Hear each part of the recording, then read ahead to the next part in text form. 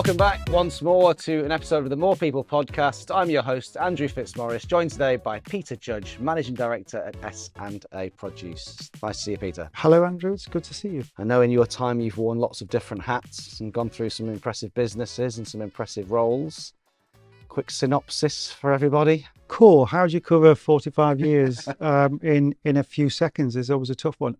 Actually, I've had a very blessed career, mostly because both the organisations I've worked for, but also the exposure to the people who've led those industries. So if you go back to Hazelwood's in the early days, before it became Greencore, Peter Barr was the leader, made up of 43 different independent businesses brought together into one entity, which was fantastic to see the energy and passion that brings that together. And to some extent, some of the chaos that goes with it is a brilliant learning opportunity when you're a young guy. The most inspirational individual I've had the opportunity to work in an organisation with Samworth Brothers and David Samworth. I had a fantastic opportunity to serve on a board when he was the chairman. And I have to say, as it was then and still is today, he was the most profound effect on my career from a people and values point of view. And then Tulip and Danish Crown, Carson Jacobson, Graham Roach, absolute meat industry legends, they're again energy drive. It wasn't for the faint-hearted, but what a learning exercise in the process of it. And of course, in the latter years, whether it's through Caro Foods, working in Two Sisters in terms of Ranjit, again, people who really do want to drive their business, and actually not for themselves, for the greater good and the drive of the industry. So I've had a whole career of being influenced by a real sort of mixture of fabulous people who have different skills and different weaknesses, for sure, as I do. And from that, I've had the opportunity to learn from them. And the person I am today has been shaped by those brilliant businesses. And we've got you to thank now for a large amount of the strawberries that goes on in the UK. We're a privately owned family business, fourth generation of growers. Want to be very humble. We don't have a profile. If you look at our website, it's probably one of the world's worst websites. And that's deliberately so. The reality is we represent, 1 in 7 of the strawberries sold in the UK, which we should be very proud of in the context of that. And that's being driven by a lot of our own genetic development. So again, as a very small, in global terms, grower, we've actually launched a genetic program which is bringing new varieties to the UK market and is now being commercialized around Europe and North America. And isn't it fantastic that a privately owned business from Herefordshire can actually sort of give birth to new varieties that are now serving not just the UK consumer, but now sort of supporting 144 growers in 16 different countries around the globe. What we're now doing as a business is that other growers are not, in days of old, growers seen other growers as competitors. And actually what I know, I don't need to share. Whereas actually the whole process of what we do as a business within the TLC, which is the lady community, is that what I know, you need to know. And what you know, you need to share. So one of the fundamental platforms of what we do is that you have to share knowledge. And does it happen in practice? I mean, I guess to some sectors this will be very alien, the idea of not keeping your cards close to your chest and keeping this IP or these commercial secrets. Soft fruit, when I joined it, no, people didn't want to share. People didn't want to really talk about what they want to do. And to be fair, there's probably some people still out there who believe that they shouldn't and they don't want to because actually I don't choose to share. But ultimately, look, we've had massive inflation with the move of national living wage, that's all well documented through things like the EY report that was recently published. But the reality is we can't win alone. We can only win together and we can only improve together and we can only see the future together. We're blessed because we get to choose which growers we work with and they get to choose whether they want to work with us. And the one fundamental criteria is not that they can just be good growers and they have the right technology in terms of growing systems, but they have to have the attitude and aptitude to want to be part of a community of shared learning. Why not? Because actually it's about when varieties fail, growers will blame the genetics And to some extent, that might be true. But in a lot of cases, it's because they didn't have the knowledge to optimize the performance of those genetics. We have conversations on this podcast a lot with various different people who each have their own product specialisms. What does it mean to you, horticulture? Or what did it mean in practical terms? Sort of horticulture, which is everything other than the big machine stuff in some ways. It's it's not the grain, it's not the potatoes, it's sort of everything that needs a little bit more thought and a bit more complexity and has a higher risk. The movements of temperature and crop performance and the supply chain and the length of commitments requires you to be quite brave and to be future looking 2-3 years ahead.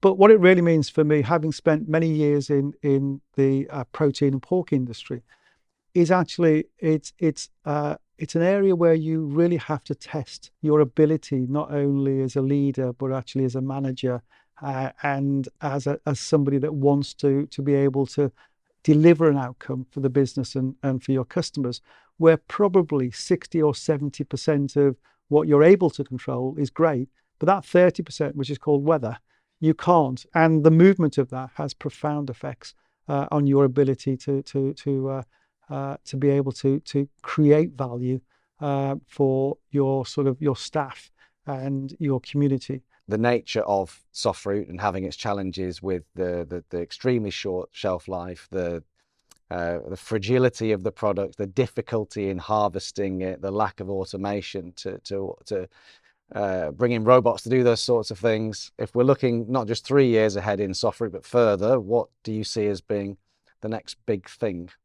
Well, I think ultimately the drive has to be genetic led. The reality is, unless you can get high quality fruit that actually gives an effective yield, because it doesn't matter whether you're harvesting potatoes or harvesting grain or doing soft fruit, ultimately you will fall or succeed on the principle of the underlying yield and the economics of that yield. So at one level, that has to be a key driver. I think there's a lot of really grown up feel and response from retailers that actually understand that now, which perhaps it wasn't there before. It's not a buy sell on a short basis. It's about 2-3 year supply chains and respecting that in terms of how you can get the security from that. So I do hope that more retailers will see the value in long-term subcontracts, long-term relationships to allow growers to plan in an effective way. In terms of robotics, I think it's moving apace. I'm not sure at this moment whether the movement of people will be as profound as we think it is on soft fruit. We've got to be a good employer, first and foremost. We've got to have ethical standards that make sure that we actually give people working experience and life experiences and the value for them and their families when they come to work in the UK, to actually be able to be confident that they want to come back and continue to add value to the business. For most people who know me, I'm quite cynical about crop forecasting. The movement of weather, temperature, humidity has such a big effect on soft fruit, which actually what happens today will affect the crop in 2 days' time. So when you've got a mini heat wave in the middle of summer, can anybody really predict what the crop? It's going to be out of shape, but can you really respond to that? Now, data for me on crop forecasting, I'm not sure it's about the next 10 days. I think it's actually about 11 days to 25 days, because that's the space we get to influence in terms of crop recovery, crop reset, if we can deliver it back on that basis. But for sure, AI will come, but it's about being data-led. And certainly from our business point of view, we are major business in the context of being data-led, rather than the historical views of, urban myth said it should be this. We tend to focus more on, well, what does the data tell us? I've mirrored you today wearing my gilet, as you've worn yours. This one says MorePeople, that one says S&A. Tell me more about this bit. Yeah, the King's Award is again, I was sort of interested in when we were going through the process and putting our evidence in for the King's Award. I didn't really appreciate how significant the award is. We were actually awarded for the King's Award for Enterprise for innovation, and the innovation was to do with the TLC and our varieties, but it wasn't wholly the genetics. It was the impact that we've had in the way in which we market those varieties through our customer base and our partner growers around the globe, and this whole bit about knowledge exchange. So actually our innovation, if you could call it that, was about how we share what we know and how we build the community of growers around Europe that are interested in optimizing the economic returns for themselves and their communities and their workers. It wasn't my award, it was our award. And it was delivered by a whole host of people in our organization who actually testament to them. And we are massively proud of it. And what next for Peter? Well, it's an interesting time for me. I've been in the industry now for cracking on for 45 years. I have for the last sort of 15, 18 years spent most of my time. I gave a commitment when I worked for S&A Produce and moving to Cornwall to my wife and family that I would stop moving them around. So they stayed where they were. And I went off to create the pennies for the family. So it's now sort of time for me to think about sort of getting into retirement and moving forward and doing other things. Most people who know me don't believe I'm going to retire, but I'm absolutely. You believe it? I'm absolutely committed to retiring, only because I owe it to Helen to be able to say, look, we now need to do less. Again, most people who do know me go, I can't believe that you're going to do that. So I won't give up in the industry. You know, I'm passionate about what I do, and I'm really committed to wanting to make a difference in our industry. So, you know, there will be some things that I'll choose to do, but actually I have the opportunity to do what I want to do with my time. I have to absolutely put more time into my lovely wife in the coming years, and at the same time, I should be looking at it in the context of how can I go and help and support others.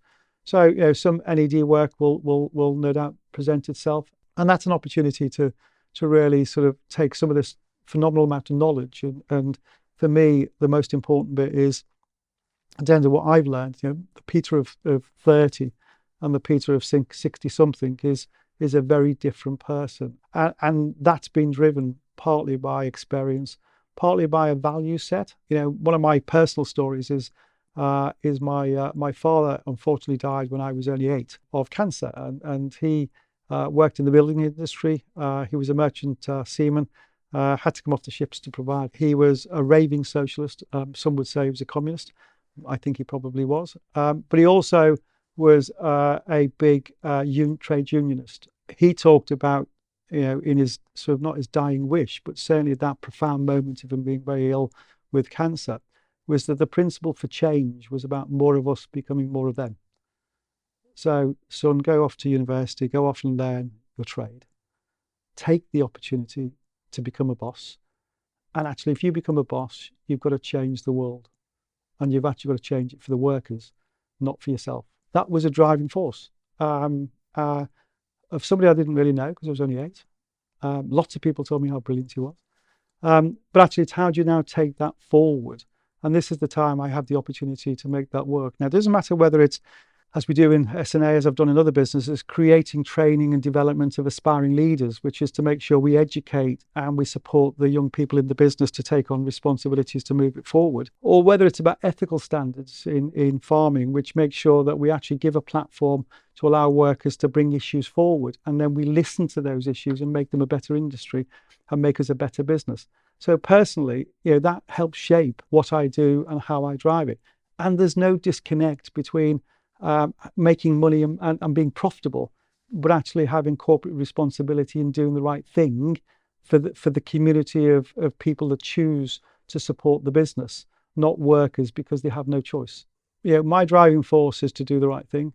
My driving force is to support businesses and to ensure that there's no disconnect between being a good and great business that actually makes progress if you actually, you know, sort of work with pace. And pace for me is, you know, about passion and attitude, which is the PA, but you need to have control and execution.